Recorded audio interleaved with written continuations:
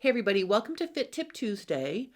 I had a tip planned for showing how to put in rivets today because I've gotten some questions from students in my Stretch Jeans Made Easy class on pattern review, and I'm starting a new jean fitting and sewing series with Master the Art of Sewing tomorrow. So I thought that would be sort of a timely video to do, but then I couldn't find my rivet tools to put the rivets in. Apparently they're safely put away in this room somewhere. So I'm going to either try to find them later or I will order a new set so I can show you how to put rivets in jeans. So I'm putting that on my short list. So instead today I'm going to answer another variety of questions concerning a video I did that I showed how to shorten the rise on ready to wear pants. In that video, I showed how to take apart the inseam over here and then literally shorten it by sewing in deeper along the inseam. And what that does is it pulls the inseam up and it gets rid of extra length on the front rise of your pants. And I've gotten a bunch of questions, so I thought I would just address them and then show you some things that may or may not help you depending on what your situation is. The first thing is someone had asked me if you take apart your pants and sew them in deeper, making them shorter, does it pinch? Like, does it cause discomfort? The answer to that question is no, if you're taking out the amount that you need to take out.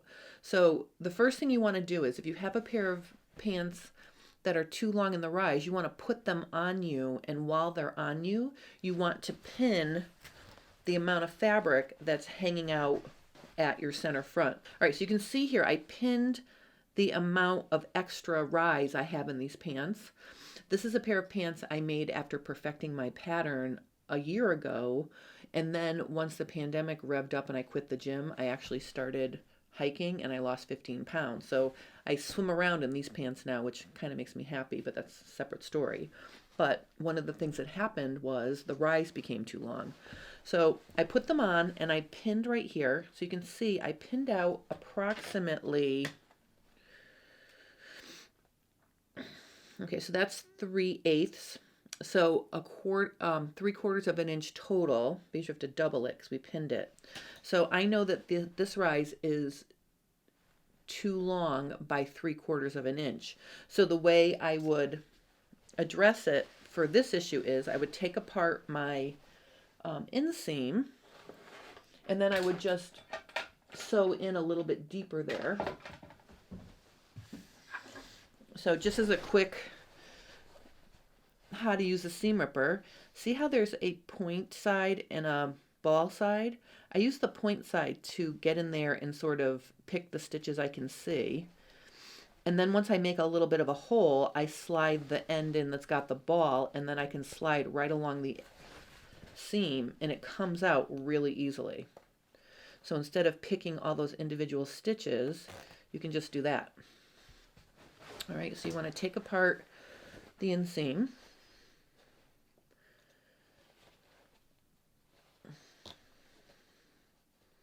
Like this.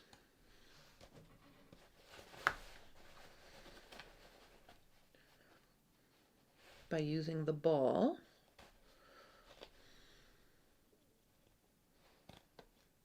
And it goes really fast, so I can really take out quite a bit in a second doing it that way. So that's a mini tutorial on how to take apart the seam properly with a seam ripper. Okay, so to make this adjustment, all I would do here is measure up that 3/4 of an inch that I pinched out. And I'm just going to draw on these pants with a pen because, like I said, they're way too big. So then I can just gradually, bring this back down to the original edge like this.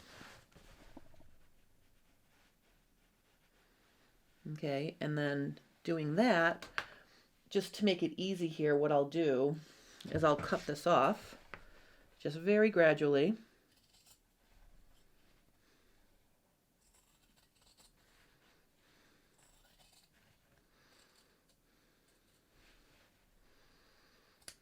Now we're not considering the seam allowance here because the seam allowance was sewn up when we pinched out what we didn't need vertically. So once we sew it back up, we'll just be getting rid of that 3/4 of an inch. All right, so I've cut this off, okay? Then all I have to do is turn these inside out and sew them back together. Now, if you're doing this on a pair of your pants, I suggest maybe not cutting off the entire amount you pinched. You know, maybe take a little, like 1/8 of an inch less off. That way, if you pinched a little bit too much, you'll still have a little play there. But basically, see what I'm going to do here is I'm just going to sew this back together. Okay, so, and then I'll go in and I'll finish that off with the serger. So that's how you shorten the rise, when you can pull it up from the base of the front crotch curve. And I'm just going to leave that like that because I'm not going to sew it. Somebody else asked me a question about removing the rise from the top of your pants. So if the rise is too high, can you take it off of the top? So I want to sort of show you what's going on at the top of a traditional pair of pants here. So this waistband is 1 3/4 inches because I like a wide waistband. So the one thing you can do if you're working with a pair of pants that has a front fly zipper, front pockets, and also back pockets, basically if you take the waistband off, you're going to lose that amount of length, whatever the width of your waistband is. So traditionally waistbands are approximately anywhere from 1.25 inches and wider. So that's a good way to get rid of a significant amount of rise at the top of your ready-to-wear pants. And obviously once you take the waistband off, you need to do something to finish that edge. So let me show you another waistline treatment you can do after you take a waistband off. Before I show you this different waistline treatment, what I want to do is just quickly take this apart. That way I can show you how you would do this to a pair of pants. So the first thing I'm doing is I'm running my seam ripper through my top stitching, and you can see I'm trying to do it in a speedy way so you can see how easy it is to use a seam ripper if you don't pick individual stitches. So you can see I'm just sliding right along and I'm not cutting anything. So I'm just going to keep sliding right along, and I'm guessing I can get this waistband off in a couple minutes.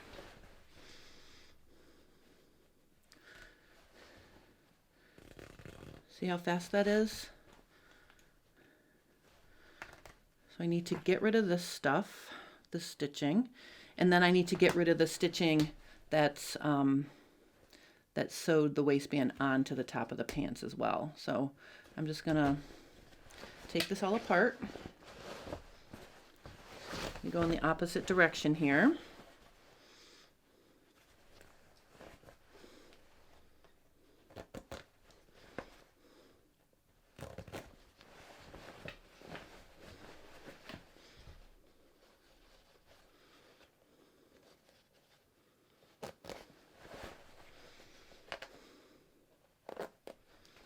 This technique for just using the seam ripper like this really just takes a little bit of practice. I almost never pick at stitches, individual stitches anymore. All right, so let me just get this off. Okay. All right, you'll see when I was making these pants, I thought it would be fun to use this little Swarovski crystal zipper, and then they ended up not fitting. So see, this is my little fancy Swarovski crystal zipper there. All right, let me just take the waistband completely off now. So now that I've taken the top stitching, I can just go in and just take this right off. And you can see the other thing we're going to have to do is take off the tops of the belt loops.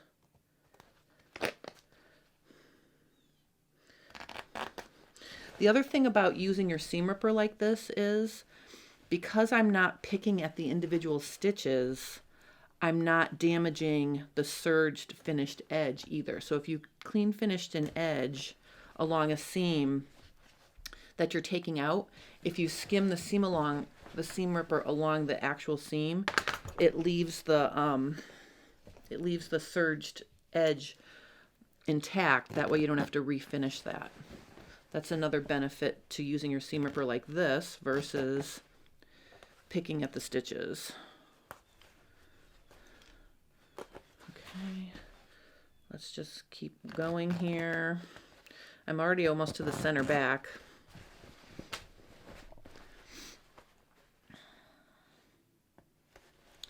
All right. So what you're going to do is you're going to take the waistband off, like I'm doing.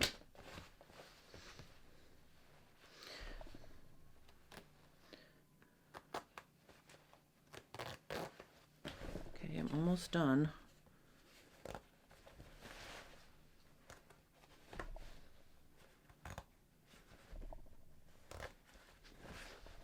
Get this belt loop off.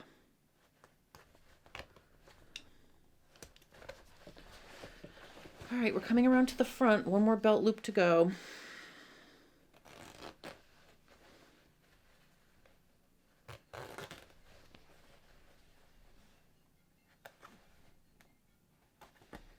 Okay. All right, I'm almost done. All right, so see how fast that was? Literally, if I timed myself, that was pretty quick work. All right, so now look at my pants. You can see I've gotten rid of a good almost 2 inches of rise by taking this wide waistband off. So the next thing you're going to want to do is clean it up, get rid of all of your, threads that are left over from the seam, and try your pants on. Because remember, the waistband's not on there anymore, so if the waistband was snugger and it made the pants stay up, then the next thing you want to do is try them on again. And if they're too loose, the next step is you're going to take them in on the side seams. So just, go in and, pinch the amount that you need to take in on your side seams and just sew in a little deeper and then blend back to 0 along your side seams. So that's your next step. Then what you can do, and I'm going to show you on a skirt that has this already, to finish that raw edge, you can wrap it with a piece of, fabric cut on the bias. This is actually a piece of faux leather. Okay, so you can see the inside is just very neatly finished. Okay, so that's a way that you can get rid of some rise from the top of your jeans or pants to make them shorter.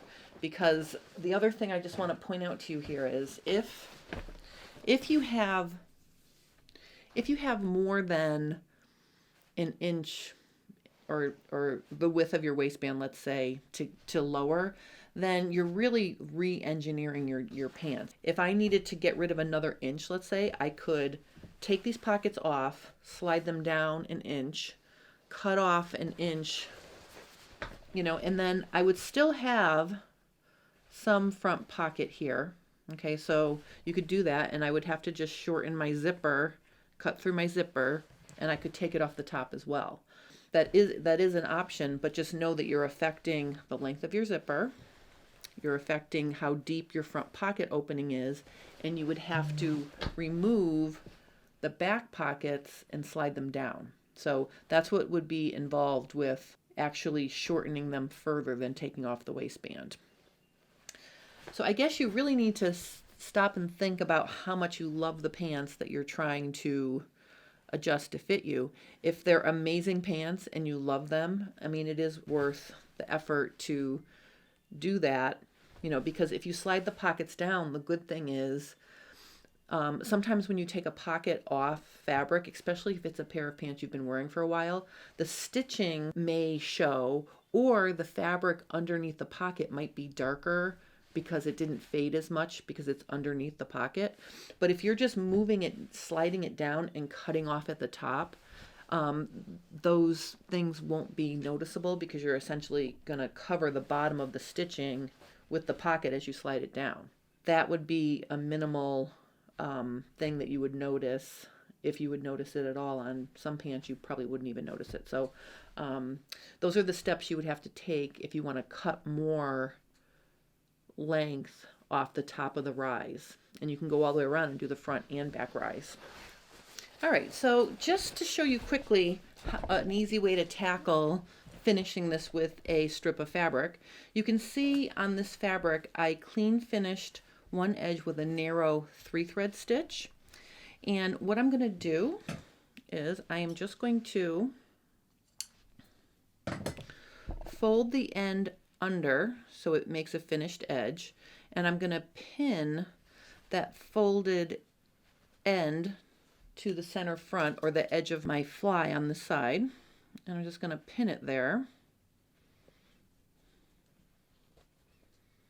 Okay, and then I'm just going to use my Wonder Clips to go all the way around. And as I'm going, I'm just gently stretching the strip so it kind of takes in this very top edge slightly. So I'm going to go all the way around, and I'm pulling it so that the pants are bigger, a little bit bigger.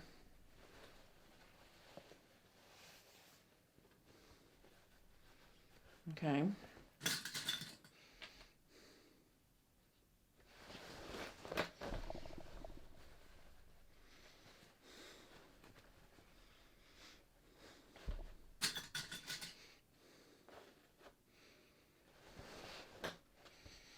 Okay, and as I come around to the other side,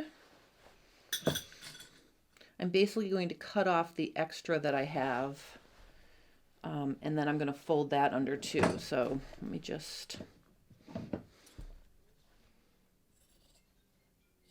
Okay, so I'm going to cut that. I'm going to fold it to match.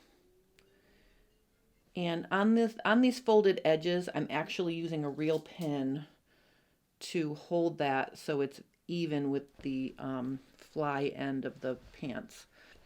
Okay, so the next step is to sew it, and the cool thing is if you sew from the inside, you can sew it along your existing seam allowance. So just sort of taut sew and stretch it to match, so you'd be stitching right on the original line that you took the waistband off. Okay, so after you do that, this is a quickie demo here. I'm just going to pin it so you can see.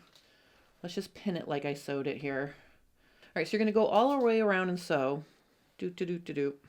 After you sew, you're going to wrap it around the top like this. Okay, isn't that pretty?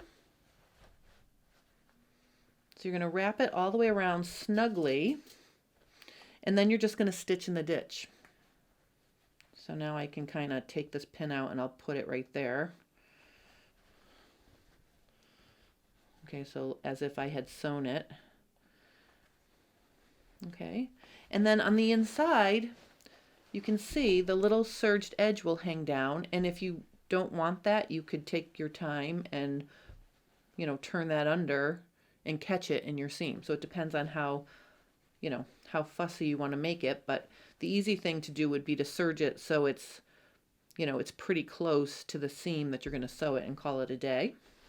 But that makes a really pretty top edge to your pants. And remember now, because I had a wide waistband, I got rid of almost 2 inches of rise at the top of the pants.